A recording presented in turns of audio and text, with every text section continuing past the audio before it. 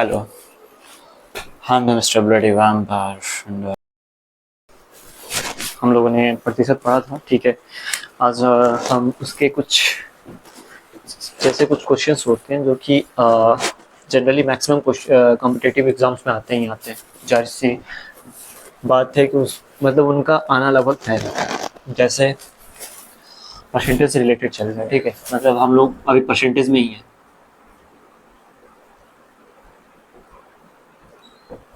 Short time में complete करना है ना हम लोगों को। तो परसेंटेज में हमने बताया था कि परसेंटेज या प्रतिशत प्रतिशत ठीक है। परसेंटेज या प्रतिशत बताया था, चल रहा है कि नहीं देखने एक बार। चल तो रहा है। परसेंटेज या प्रतिशत हमने बताया था, क्या बताया था? परसेंटेज या प्रतिशत हमने क्या बताया था? X part of 100। ये इंग्लिश वालों के लिए था। हिंदी के लिए क्या था?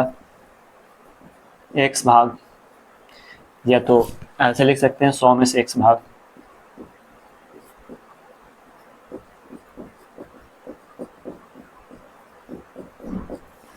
ठीक है, या फिर लिख सकते हैं एक्स में से एक्स भाग, या एक्स भाग कितने में से? 100 में से।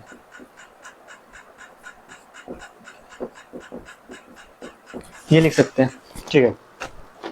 तीसरा ने बताया था कि सीधे कुछ नहीं करना होता है, परसेंट किसी भी चीज़ का निकालना है। एक्स परसेंट है यानी एक्स की जगह पर कोई भी नंबर हो सकता है, तो क्या हो जाएगा? एक्स बटा में 100, यानी कि 100 से डिवीजन कर देना है। ये चीज़ें थी। फिर हमने क्या बताया था कि हमने ये बताया था कि अगर मान लो कि अगर किसी भी मान लो एक्स है वाई है, ठीक है। ये कल वाले वीडियो में भी बताए थे। एक क्वेश्चन हम लोग का प्रॉफिट एंड लॉस का था, उसको इस पे बनाए थे। देखना बहुत अच्छे तरीके से, बहुत इजी वे है। वैसे बनाने में टाइम बहुत कम लगता है। एक्स वाई का कितना परसेंट है ये बताए थे, तो कैसे निकलेगा? X upon y multiply 100। ये कर लेंगे तो ये निकल जाएगा। एग्जाम्पल समझाए थे कि 5, या कोई भी एग्जाम्पल ले सकते हैं। 520 का कितना परसेंट है? अगर ऐसे है, ठीक है, पूरा नहीं लिख रहे हैं, डॉट डॉट डॉट कितना परसेंट, तो क्या करना है? 5 अपॉन में 20 मल्टीप्लाई 100, यानी कि 5, यानी कि 25%। कितना? 25%, यानी कि 520 का 25% है। फर्स्ट ये था। फिर क्या बताए थे? जो जो चीज़ें हो गई उनको बस रिवाइज कर रहे हैं, उसके बाद आगे हम लोग देखेंगे। दूसरी चीज़ ये थी कि अगर एक्स वाई से z% अधिक है, एक्स वाई से z% अधिक है, तो वाई एक्स से कितना परसेंट कम है?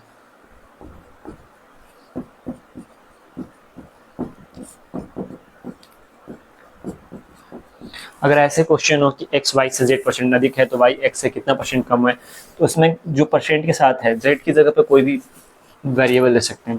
तो z% दिया हुआ है, यानी कि z% की जगह कोई भी नंबर हो सकता है। उस नंबर को क्या करेंगे? 100 से मल्टीप्लाई करेंगे, यानी 100 मल्टीप्लाई z, फिर नीचे क्या करेंगे? 100 प्लस z परसेंट। ये सॉल्व करने के बाद जितना आएगा, वो जितना परसेंट आएगा उतना परसेंट वो कम होगा। एग्जाम्पल ले लेते हैं। एग्जाम्पल नहीं तो अगर ऐसे लिखेगा 7 से सॉरी एग्जाम्पल लेते हैं तो ऐसे मान लो एक्स वाई से 20% अधिक है, तो बाकी वही वाई एक्स से कितना कम है, ठीक है। तो क्या हो जाएगा? 100 मल्टीप्लाई परसेंट के साथ क्या है? 20 है, 20 अपॉन में 100 प्लस 20, यानी कि इसको सॉल्व करेंगे तो क्या हो जाएगा? ये 2000 हो जाएगा, और नीचे क्या हो जाएगा? 120, यानी कि 0 से 0 कैंसिल, 4 3 5 50, यानी 50/3%। 16 3 48, 2 कितना परसेंट? 16 एंड 2/3, ठीक है। ये एग्जाम्पल है, ये भी बता चुके हैं। तो एक चीज़ और, जब इसको बता ही रहे हैं तो अगर ये भी दिया रहता है ना, क्या दिया रहता है कि क्वेश्चन लिखा रहता है चीनी की रेट में, मतलब दाम में X% की वृद्धि हो जाए तो खर्च कितना बढ़ा दे, ताकि खर्चा जो चल रहा है वो अपरिवर्तित है। मतलब जितना खर्च इस महीने हो रहा है, चीनी के दाम में अगर बढ़ोतरी हो गई तो कितना हम खर्च कम कर दें, खर्च वृद्धि हो जाए तो कितनी खर्च कम की जाए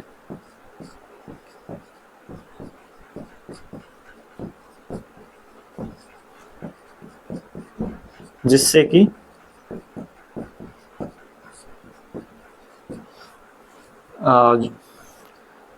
कितनी परसेंट कर लो ना, कितने परसेंट खर्च कम की जाए कि जिससे कि खर्च अपरिवर्तित रहे।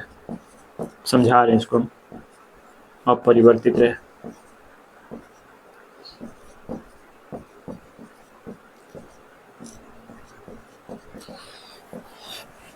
कहने का मतलब ये है कि ऐसे क्वेश्चन आता है कि चीनी के दाम में 20% की वृद्धि हो गई तो हम खर्च जो कर रहे हैं उसमें कितना कमी लाएं कि हमारा जो पैसा जो जितना खर्च हो रहा है पिछले महीने उतने ही महीने अगले, मतलब इस महीने भी उतनी ही खर्चा हो, वृद्धि से कोई अंतर ना आए हमारे खर्च पे, ठीक है। तो उसमें भी ये काम आता है। ये जो कहाँ गए, X% की वृद्धि हो रही है तो यहाँ 100, यहाँ भी Z कर लेते हैं ताकि दोनों सेम रहे तो समझने में आसानी होगा। Z% की वृद्धि हो जाए तो ये जो Z है तो क्या होगा, 100 जितना नंबर होगा वो Z अपॉन में 100 प्लस Z, ये जितना परसेंट आएगा उतना ये अपरिवर्तित होगा। जैसे कि अगर मान लो कि Z की जगह 20% मान लेते हैं कि 20% की कमी आ रही है, 20% मान लेते हैं, 20% की खर्च अधिक हो जा रही है तो कितना कम करना पड़ेगा, 100 मल्टीप्लाई 20 उतना ही आएगा, 16 2/3%, ठीक है। तो दोनों जगह ये फॉर्मूला काम आएगा। एक्स वाई से Z% अधिक है तो Z वाई एक्स से कितना परसेंट कम है, उसमें क्या लगेगा 100 Z अपॉन में 100 प्लस Z। सबसे बेहतर है इसको याद करने का 100 Z अपॉन में 100 प्लस Z, ये कर लो परसेंट। सेम यहाँ पे यूज होगा फॉर्मूला, मतलब दोनों का सेम है। अब नेक्स्ट देखते हैं, तीसरा हमने बताया था कि जस्ट अपोजिट था। क्या था कि एक्स वाई से Z% कम है तो वाई एक्स से कितना परसेंट अधिक है,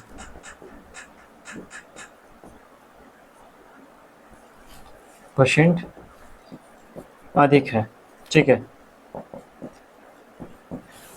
ये क्वेश्चन है तो इसमें क्या है, Z% को हमने क्या बताया था कि वहीं 100 मल्टीप्लाई Z कर लेना पहले तो, और नीचे क्या हुआ 100 माइनस Z, ये इतना परसेंट जो आएगा वो क्या होगा, वाई एक्स से उतना परसेंट अधिक होगा।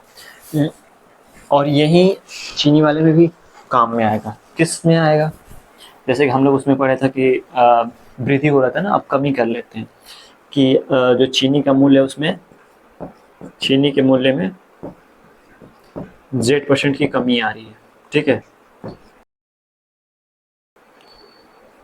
कमी हो जाती है तो खर्च कितना बढ़ा दें कि जो खर्चा चल रहा है वहीं खर्चा रहे अगले इस महीने भी, खर्च कितना बढ़ाएं, खर्चा कितना बढ़ना चाहिए ताकि खर्च अपरिवर्तित रहे, खर्च कितना बढ़ाएं ताकि खर्च अपरिवर्तित रहे, ठीक है। तो उसके लिए क्या करेंगे, सेम करेंगे 100।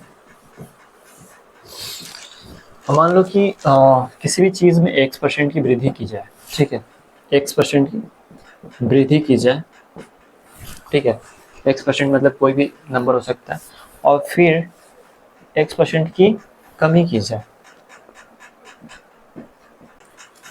फर्स्ट क्या हो रहा है, X% की वृद्धि होगी, ठीक है, और सेकंड में क्या होगा, X% की कमी होगी। पूरा नहीं लिख रहे हैं, लाइन लिखने में सब पूरा टाइम लगता है। होता क्या है, एग्जांपल से समझा दे रहे हैं। ऐसे लिखता है कि मान लो कि किसी भी चीज़ में कोई भी प्रोडक्ट है, उस प्रोडक्ट में क्या हो रहा है, x% की वृद्धि हो रही है, ठीक है।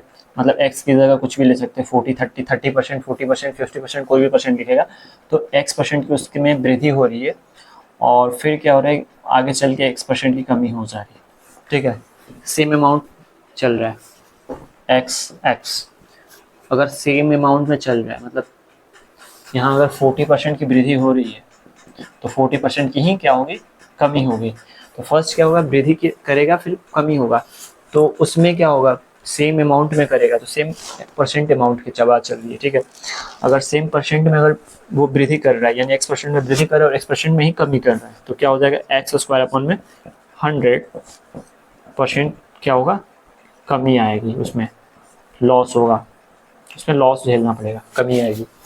एक्स एक्स x² अपन 100%, ठीक है। अब देखो, अब बात आती है कि मान लो कि ये तो x% की वृद्धि है, सेम अमाउंट की बात चल रही है, मतलब कि हमने क्या बोला कि सेम अमाउंट पे चलेगा, मतलब अगर 30% की वृद्धि हुई है तो 30% की ही कमी होनी चाहिए, ठीक है। 30% की वृद्धि होगी, 30% की कमी होगी, या 40% की वृद्धि होगी तो 40% की ही कमी रहेगा, तब ये यूज़ करना, ठीक है, दूसरे में नहीं यूज़ कर सकते। अब मान लो कि ये इक्वल नहीं है, अलग अलग है, मतलब x% की वृद्धि हो रही है और y% की कमी हो रही है, ठीक है। अब मान लो ऐसे x% की वृद्धि हो रही है, y% की कमी हो रही है, तो कैसे निकालेंगे, तो फिर क्या करेंगे, x plus y plus, sorry कमी हो रही है ना, कमी होगी तो ध्यान देना, ये जो y होगा ये माइनस में हो जाएगा, किस में जाएगा, माइनस में, तो ये यहाँ प्लस की जगह क्या होगा, माइनस हो जाएगा, x minus y minus x y upon में 100। तो क्या होगा कि इतने परसेंट की, अगर देखो ये सॉल्व करने पे अगर वो निगेटिव आएगा, मतलब माइनस में आएगा, निगेटिव आएगा तो कमी होगी, क्या होगा, कमी होगी, लॉस होगा, ठीक है। लेकिन अगर पॉजिटिव आ रहा है, अगर पॉजिटिव आ रहा है तो क्या होगा, गेन होगा, ठीक है, मतलब बढ़ोतरी होगी इसमें,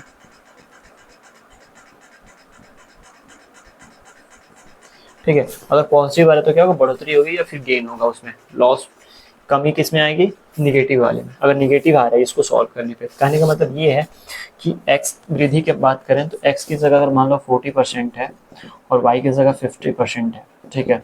अब इसको हम सॉल्व करेंगे इसी पे कि 40% वृद्धि हुई, फर्स्ट क्या हुआ, 40% वृद्धि हुई, फिर सेकेंड में क्या हुआ, इतनी परसेंट कमी हो गई, ठीक है।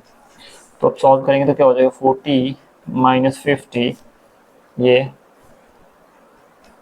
माइनस एक्स वाई, यानी कि माइनस 40 50 अपॉन में 100, डबल जीरो कैंसिल, ये 50 40 में से जाएगा तो -10, ये 4 5 20, यानी कि -30%, यानी 30% क्या होगा, यहाँ पे कमी होगी, लॉस होगा, ठीक है, क्योंकि माइनस है यहाँ पे, साइन देखो, इसी की बात चल रही है। तो अगर फर्स्ट में x% की वृद्धि हो और सेकेंड में y% की कमी हो, तो हम इसको यूज़ करेंगे तो हमारा कमी या बढ़ोतरी पता चल जाएगा। अगर प्लस में है यानी पॉजिटिव है तो बढ़ोतरी होगा, माइनस में है तो कमी होगा। तो इसको समझाएंगे फिर से, एक बार फिर से समझाएंगे उसको, अभी रहने देते, मिटा नहीं रहे। अब मान लो कि आ रहा है तीसरा कि एक्स फर्स्ट में x% की वृद्धि हो रही है और सेकंड में क्या है, सेकंड में फिर x% की, सॉरी y% की, अलग x% वाले तो हो गए, y% की वृद्धि हो रही है, तो क्या हो जाएगा, तो फिर क्या करेंगे, यहाँ भी y वृद्धि हो रही है तो प्लस हो जाएगा, यानी कि x plus y plus x y अपन में 100, इतने परसेंट का उसको क्या होगा, फायदा होगा, गेन होगा, बढ़ोतरी होगी, ठीक है। अब समझ लेते हैं इसको। देखो मैटर क्या है, मैटर ये है कि मान लो कि फर्स्ट अगर किसी चीज़ की या किसी भी प्रोडक्ट को बोल रहे हैं कि उसमें x% यानी कि किसी भी 40%, 30%, 20%, 10% की बढ़ोतरी हो रही है और 10% की ही कमी होनी चाहिए। जितने परसेंट की बढ़ोतरी होगी उतनी परसेंट की कमी होगी, तब जाके हम यूज़ करेंगे उसको एक्स स्क्वायर अपन में 100 को, तो सॉल्व होकर जो आंसर आएगा उतना परसेंट लॉस होगा, उसमें कमी आएगी। ठीक है,